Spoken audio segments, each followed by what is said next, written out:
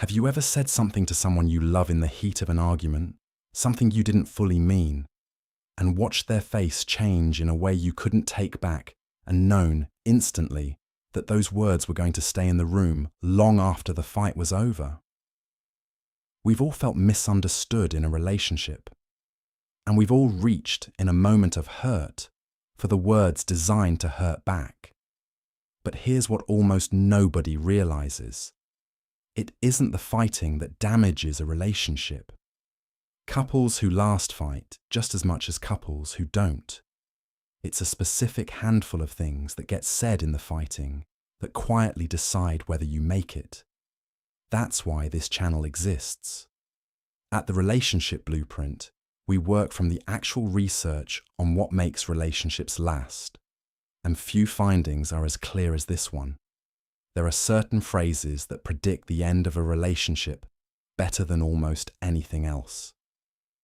Today, I'm giving you the 7 you should never say, even in an argument, and exactly what to say instead. We're going to walk through all 7, and phrase number 5 is the one the research calls the single greatest predictor of divorce. Most people think the most damaging thing you can do is yell or say something dramatic.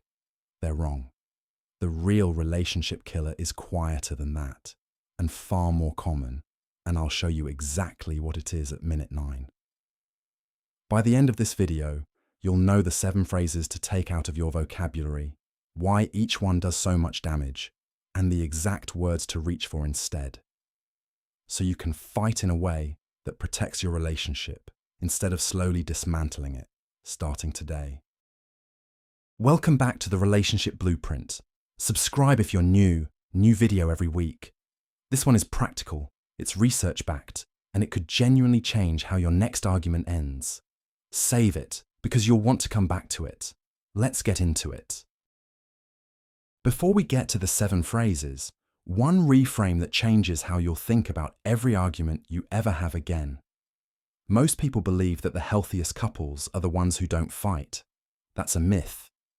Decades of research following thousands of couples have shown that conflict itself does not predict whether a relationship survives. Happy, lasting couples argue. They argue about money, about chores, about sex, about in-laws, about the same recurring things for years. Fighting is not the problem. What predicts whether a relationship lasts is not whether you fight, but how you fight. And more specifically, what you say when you do. There are certain things that, once they enter a couple's arguments regularly, begin to corrode the foundation underneath the relationship, not because of the disagreement they express, but because of what they do to the other person's sense of safety, respect, and worth in the relationship. Important reframe. Every argument you have is doing one of 2 things. It's either a rupture that gets repaired, which actually makes a relationship stronger, or it's a rupture that leaves a mark. The 7 phrases in this video are the ones that leave marks. They take an ordinary, survivable conflict and turn it into damage. And the difference between the 2 is almost entirely in the words. This is the life's work of relationship researcher John Gottman, who was able to predict with startling accuracy which couples would divorce, not by whether they fought, but by watching how they spoke to each other when they did. He identified specific communication patterns so corrosive he called them the things that, left unchecked, reliably end relationships. Several of the phrases we're about to cover come straight from that research, so this isn't about never arguing. It's about arguing without reaching for the 7 things that do lasting damage. Let's go through them, what they sound like, why they land so hard, and exactly what to say instead. It's not the presence of conflict that ends relationships. It's the presence of certain words inside the conflict. Every couple fights. The ones who last have simply taken a specific handful of phrases out of their arguments. And you can too, starting with your next one. Stay until phrase 5. The one the research calls the single greatest predictor of divorce. It's not yelling. It's not swearing. It's not even saying something cruel in an obvious way. It's quieter and more common than that, and once you can recognize it, you'll see it everywhere. I'll show you what it is at minute 9. Phrase 1 of 7. You always. You never. The absolute. What it sounds like. You always put your friends first. You never listen to me. You always do this. The words always and never turn a specific, fixable complaint into a sweeping indictment of who your partner is as a person. Why it lands so hard. The moment you say always or never, you stop describing a behavior and start describing their character. Your partner's brain immediately drops the actual issue and shifts into defending themselves against a global accusation that technically isn't even true, because there's always one time they did listen. So instead of solving the problem, you're now arguing about whether never is fair. The real complaint gets lost. The research. Gottman calls this criticism framing a complaint as a flaw in your partner's character rather than a specific issue. He distinguishes a complaint, you didn't take the bins out, from criticism, you never do anything around here. Complaints are healthy and survivable. Criticism, repeated over time, is one of the patterns most corrosive to a relationship. Here is what to say instead. Swap the global accusation for a specific complaint, plus how you feel. When the bins didn't get taken out this week, I felt like I was handling everything alone. Specific, about a behavior, about your feeling, not a verdict on their whole character. Your partner can actually respond to that without having to defend their entire personhood. Phrase 2 of 7. You're overreacting. It's not a big deal. The invalidation. What it sounds like. You're overreacting. It's not a big deal. Why are you so sensitive? You're making this into something it isn't. Each one tells your partner that their emotional reality is wrong, that what they feel isn't valid. Why it lands so hard. You don't get to decide whether something is a big deal to someone else. When you tell your partner they're overreacting, you're not just dismissing the issue, you're teaching them that their feelings aren't safe with you. And a person who learns their feelings get dismissed doesn't stop having them. They just stop bringing them to you. That's how a couple goes quiet. The research. Emotional invalidation. The repeated message that a person's feelings are wrong or excessive is strongly associated in the research with relationship distress and emotional withdrawal. Validation doesn't require agreement. It requires acknowledging that the feeling is real. Couples who can validate each other's emotions, even mid-disagreement, are far more resilient. Here is what to say instead. Validate the feeling even if you don't share it. I can see this really upset you. Help me understand it. You're not conceding the argument. You're telling them their inner world is safe with you, which is the exact thing that lets the temperature come down enough to actually resolve anything. Phrase 3 of 7. Whatever. Fine. Forget it. The shutdown. What it sounds like. Whatever. Fine. Forget it. I'm done talking about this. The words that end a conversation by withdrawing from it entirely. Shutting down, going silent, walling the other person out while the issue stays unresolved. Why it lands so hard. Withdrawing mid-conflict leaves your partner alone with an unresolved problem and no way to reach you. To the person on the other side, the silence isn't peace. It's abandonment in the middle of a moment that matters. And the issue doesn't go away. It goes underground, where it waits, unrepaired, to surface again next time. The research. Gottman calls this stonewalling, emotionally withdrawing and shutting down during conflict. And it's one of his 4 most corrosive patterns. Often it happens because the stonewaller is physiologically flooded. genuinely overwhelmed. The answer isn't to push through it. It's to pause honestly and return rather than vanishing behind a wall. Here is what to say instead. If you're overwhelmed, ask for a real pause instead of shutting down. I'm too flooded to do this well right now. Can we take 20 minutes and come back to it? The difference between stonewalling and a healthy pause is the promise to return. One abandons the conversation. The other protects it. Phrase 4 of 7. Maybe we should just break up. The threat to the bond. What it sounds like. Maybe we should just break up. I don't even know why we're together. Maybe we're just not right for each other. Reaching for the relationship itself as a weapon in the middle of an argument about something else entirely. Why it lands so hard. When you threaten the relationship to win a fight, you damage the one thing every relationship needs to survive conflict, the sense that the bond itself is safe. Once your partner learns that the relationship goes on the table every time you argue, they can never fully relax into it.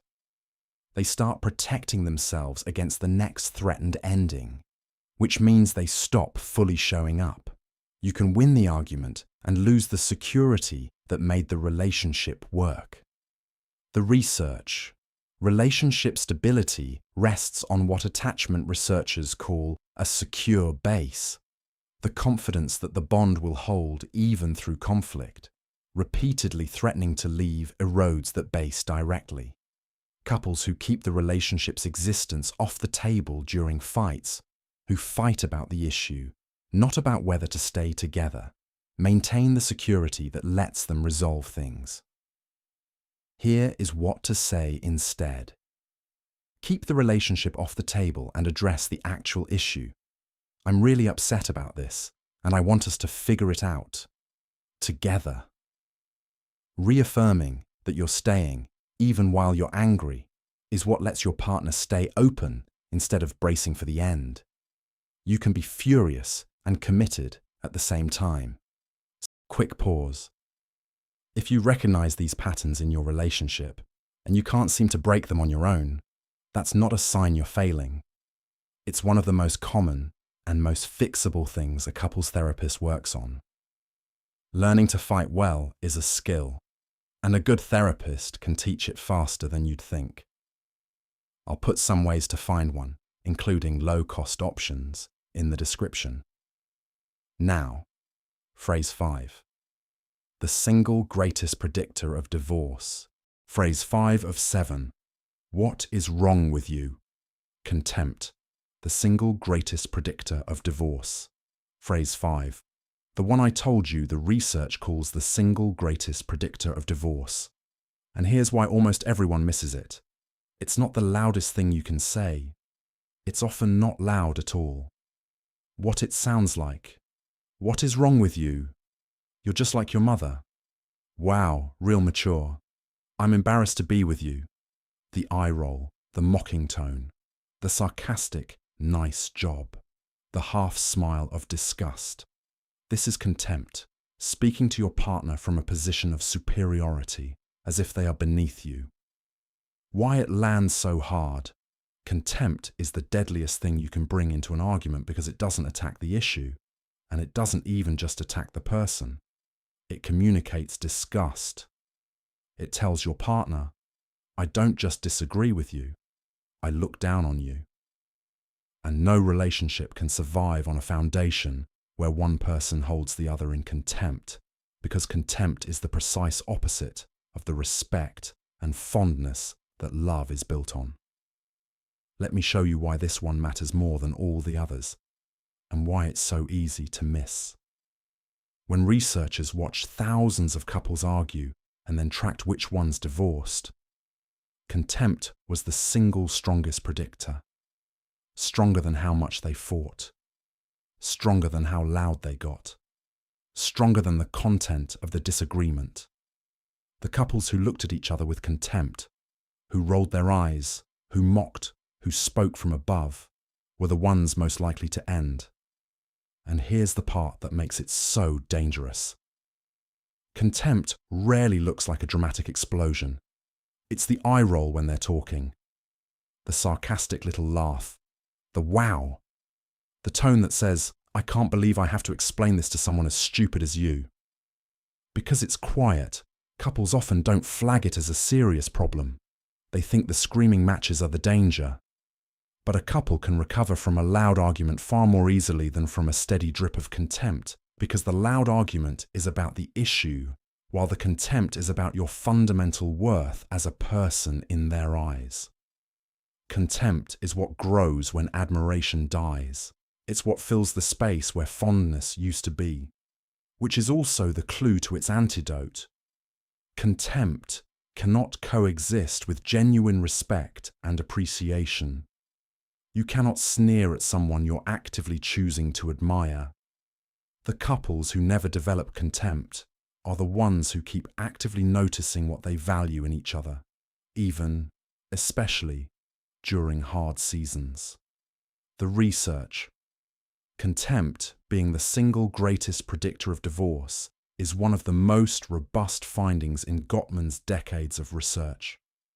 Its antidote, in his model, is building a culture of appreciation and respect, regularly expressing fondness and admiration, so that the fondness reservoir stays full enough that contempt never takes root. Respect is not just nice to have, it is structurally load-bearing. Here is what to say instead. If you feel contempt rising, stop and name what's underneath it, usually hurt or a need that hasn't been met. I'm feeling really unappreciated, and it's coming out as me being awful right now. Let me start over. And outside of arguments, build the antidote. Tell your partner what you admire about them, regularly. The fondness you deposit in calm moments is what protects you from contempt in hard ones. The thing most likely to end your relationship isn't the volume of your fights, it's contempt, the eye roll, the mockery, the speaking from above that tells your partner you look down on them. It's quiet, it's common, and it's lethal. Its only antidote is a respect and appreciation you keep actively alive. Phrase 6 of 7. You're crazy. You need help. The pathologizing. What it sounds like. You're crazy. You're being insane. You need help. You're actually unstable. Taking your partner's emotions and reframing them as evidence that something is mentally wrong with them. Why it lands so hard. This one is uniquely corrosive because it doesn't just dismiss a feeling. It attacks your partner's trust in their own mind. When you tell someone their reaction means they're crazy, you teach them to doubt their own perception of reality. Over time, this can make a person feel they can't trust their own experience, which is one of the most destabilizing things one human being can do to another, and in a repeated, deliberate pattern, it edges toward emotional abuse. The research. Weaponizing mental health language, labeling a partner's normal emotional responses as pathology, undermines their reality testing and is recognized as a feature of psychologically harmful relationship dynamics. Genuine concern for a partner's well-being sounds completely different from "you're crazy" thrown as a weapon mid-fight. Here is what to say. Instead, separate the feeling from a diagnosis. Instead of "you're crazy," try, "I'm having a hard time understanding why this hit you so hard.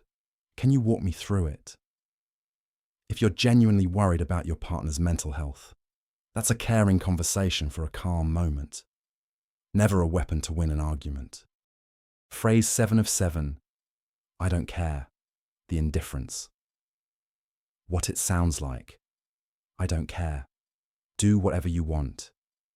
It doesn't matter to me.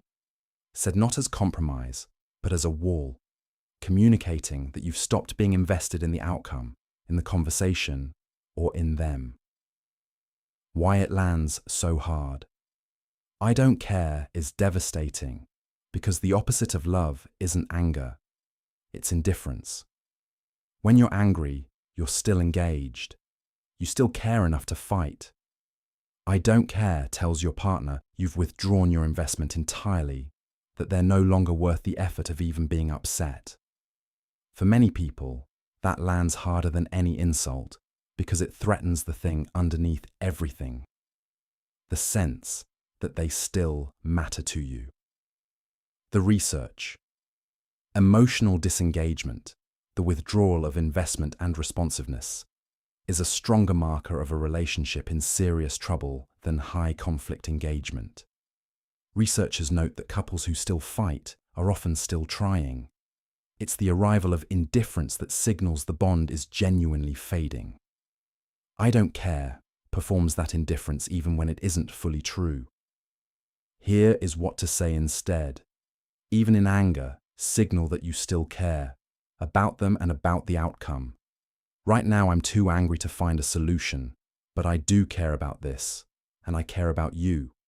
I just need a minute. The investment is the reassurance. As long as your partner knows you're still in it, almost everything else is repairable. 7 phrases, and underneath all of them, a single principle that will protect your relationship in every argument you ever have. In a fight, you are always making one choice, whether you realize it or not. Am I trying to win, or am I trying to resolve? Every one of these 7 phrases is a tool for winning, for hurting, dominating, or withdrawing. And winning a fight against the person you love is one of the most expensive victories there is. Because every time you win that way, the relationship loses. So here's how to fight without doing damage. 4 things to hold on to. 1. Attack the problem, not the person. Keep the fight aimed at the issue in front of you. The dishes, the schedule, the hurt feeling. Not at your partner's character, their worth, or their sanity. The problem is the enemy. Your partner is your teammate against it. 2. Keep the relationship off the table. Don't threaten the bond to win the battle. Fight about the issue, never about whether to stay together. The security of the relationship is the ground you're both standing on. Don't set it on fire to win a single argument. 3. Protect their dignity, especially when you're angry. Never reach for contempt, never pathologize, never speak from above. You can be as honest and as upset as you need to be while still treating your partner as someone you fundamentally respect. The anger is allowed. The contempt is not. 4. Stay reachable or promise to return. Don't withdraw into silence or indifference. If you're too overwhelmed to continue, say so and promise to come back. The willingness to stay in it or to return to it is what tells your partner the relationship is safe, even when the conversation is hard.